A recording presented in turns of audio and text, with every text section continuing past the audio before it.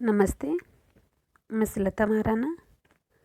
आप सबका स्वागत है मेरे YouTube channel SM education the educational platform पर। आज हम MST11 हिंदी कहानी की एक कहानी पार्टीशन का विश्लेषण और मूल्यांकन देखते हैं। तो पाठ परिचय की ओर चलते हैं। स्वयं प्रकाश प्रगतिशील दृष्टि रखने वाले कथाकार हैं जिनकी कहानियाँ सामाजिक, सांस्कृतिक तथा राजनीतिक परिवर्तन को अपना विषय बनाती हैं। इनकी पार्टीशन कहानी विभाजन के लंबे समय के बाद भी उसके दुख का स्मरण कराती हुई उसके वर्तमान प्रभाव पर पुनर्विचार की प्रेरणा देती है।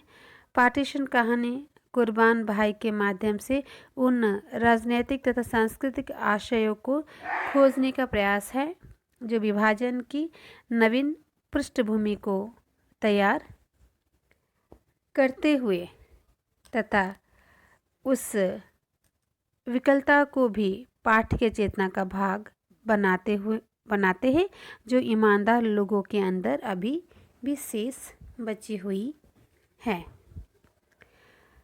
कहानीकार स्वयं प्रकाश के बारे में जानते हैं। जनवरी 20, 1947 को मध्य प्रदेश इंदौर में जन्मे कथाकार स्वयं प्रकाश की गणना हिंदी के अग्रणी कथाकार में होती है। इनकी अगली किताब आएंगे अच्छे दिन भी, सूरज, आसमां कैसे कैसे, पार्टीशन, मेरी प्रिय कथाएं,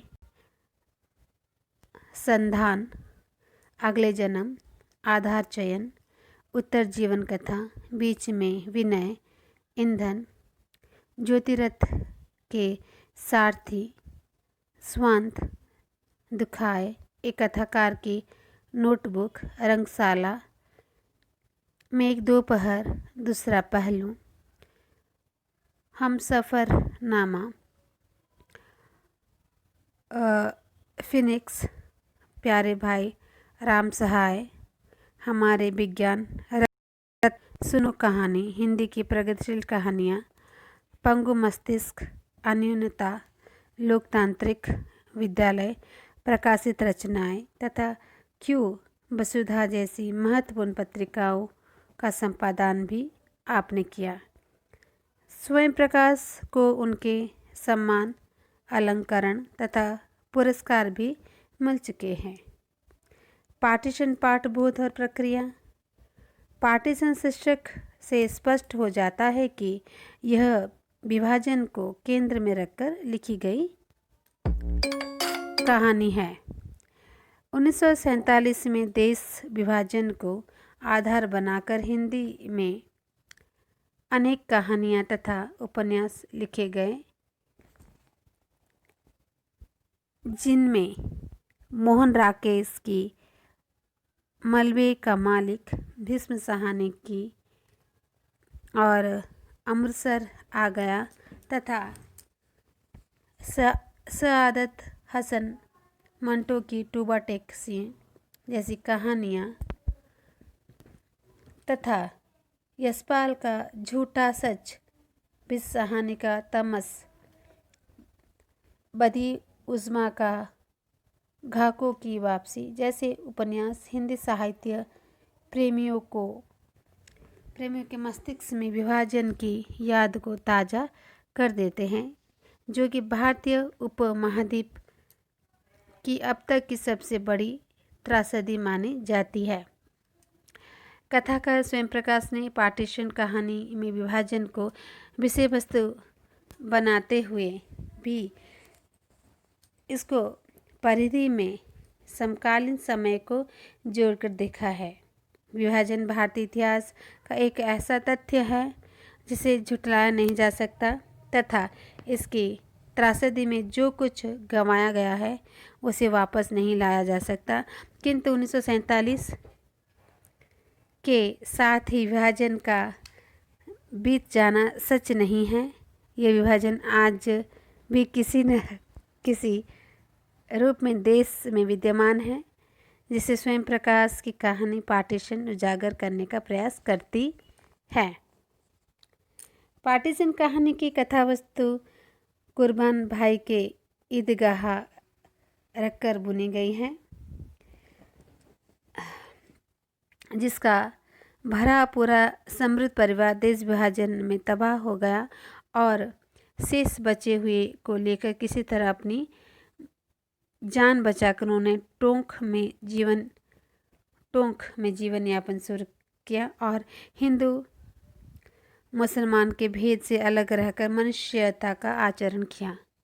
इस आचरण के कारण हिंदू और मुसलमान की राजनीति करने वाले कुर्बान भाई को नापसंद करने लगे।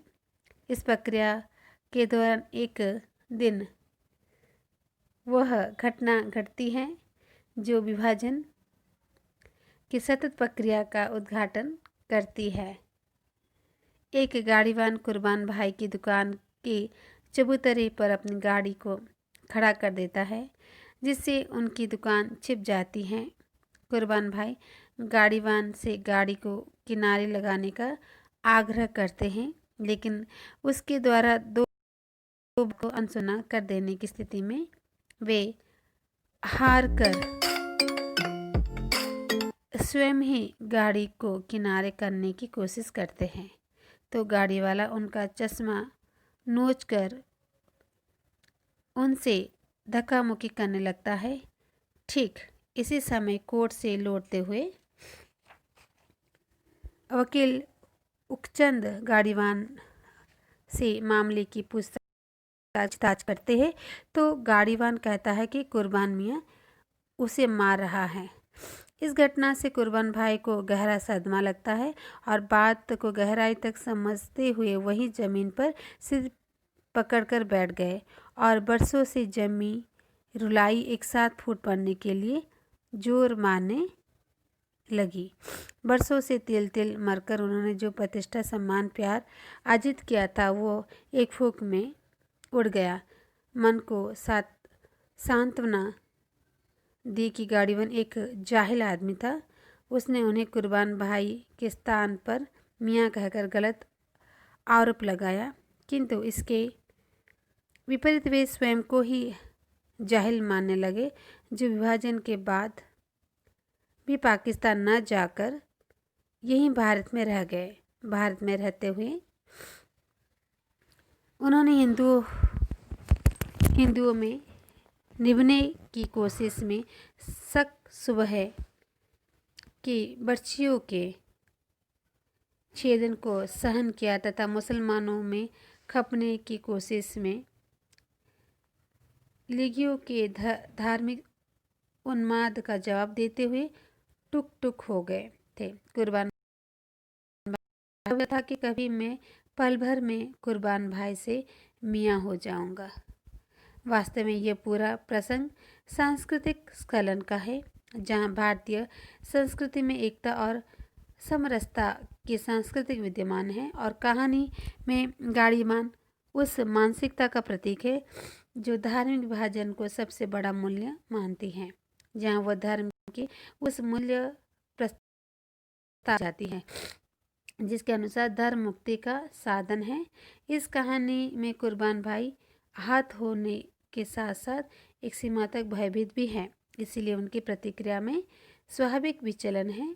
यहाँ मियो शब्द एक खास किस्म के व्यंग्यार्थ को दर्शाता है, जो पाकिस्तान में भी मुहाजिर शब्द भी इसी प्रकार की भावबोध को इंगित करता है। इस समस्या का निदान यह है कि इस भारतीयता का संधान किया जाए ताकि भारतीयता और धार्मिक असीमता परस्पर विरोध न रहें, जिसके लिए हमें आचरण के मनोविज्ञान में भी परिवर्तन करना पड़ेगा। पार्टीशन कहानी में कुर्बान भाई की भीतरी टूटन का संकेत मिलता है। स्वयं प्रकाश यह दिखाना चाहते हैं कि 1947 के देश विभाजन, भाइयों की हत्या तथा परिवार के बिखराव ने कुर्बान भाई को उतना नहीं तोड़ा था जितना कि इस घटना तथा इसके बाद के घटनाक्रम ने तोड़ा, जहां वे समाज, थाना तथा सत्ता सभी से निराश और उदास हो चुके थे तथा उन्होंने अब अपनी दुकान पर सभी बौद्धिक सांस्कृतिक क्रियाकलापों को बंद कर दिया था। शायद वे अब ऐसे कोई कार्य करना पसंद नहीं करते थे जो लोगों के दिमागी व्यवहार को थोड़ा सुधार सके।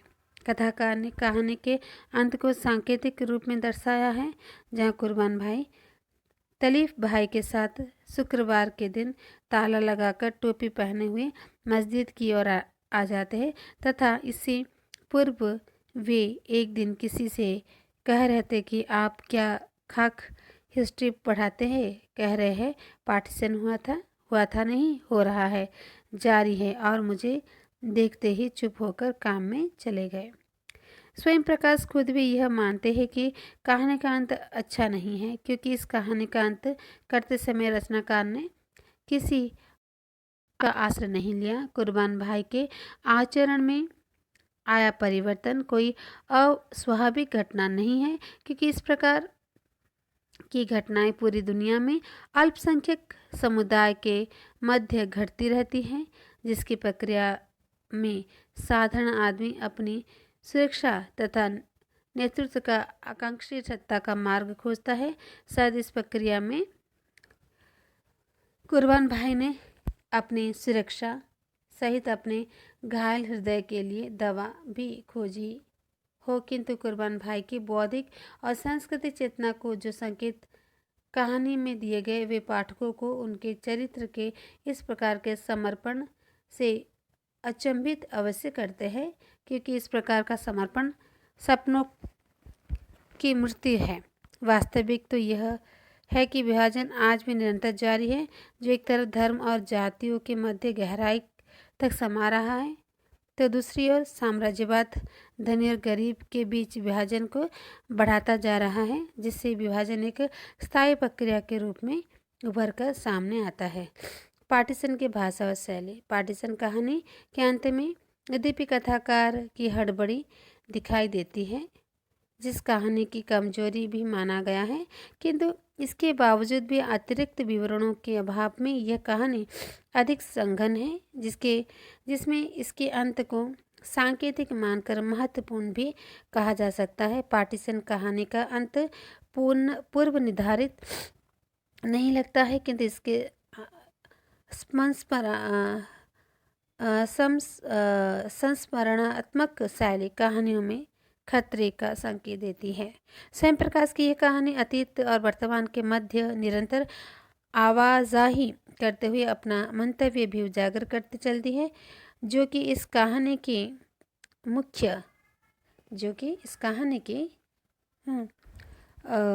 मुख्य शिल्पगत विशेषता है। इस कहानी की शैली संस्मरणात्मक है, जिससे आत्मीयता का गुण इसमें सहज ही आ जाता है तथा इस कहानी में प्रयुक्त सहसा कथ्य को संप्रेषित करने वाली है, जिसमें मुहावरों का प्रयोग करते हुए कहानी के नए अर्थ को खोजने की प्रवृत्ति विद्यमान है। जैसे एक स्थान पर कथाकार द्वारा कुर्बान भाई की स्थिति के बारे में कहना, वे घूल रहे थे पर खुल नहीं रहते, तो यहाँ एक साथ कुर्बान भाई की व्यक्तिगत, सामाजिक तथा सांस्कृतिक मसा की अभिव्यक्ति दर्शाई जाती है। इस प्रकार निश्चित रूप से पार्टीशन कहानी भाषा और शैली की दृष्टि से एक प्रभावशाली कहानी है, जिसमें संघन सांस्कृतिक समीक्षा विद्यमान है। तो इस तरह से पार्टीशन कहानी यहाँ पर समाप्त होती है। आप इसको पढ़िए, समझिए और प्रयोग में लाइए। आप मेरे चैनल को सब्सक्राइब कीजिए और वीडियो को लाइक और शेयर कीजिए। आपके सुझाव कमेंट बॉक्स में दीजिए। नमस्ते, धन्यवाद।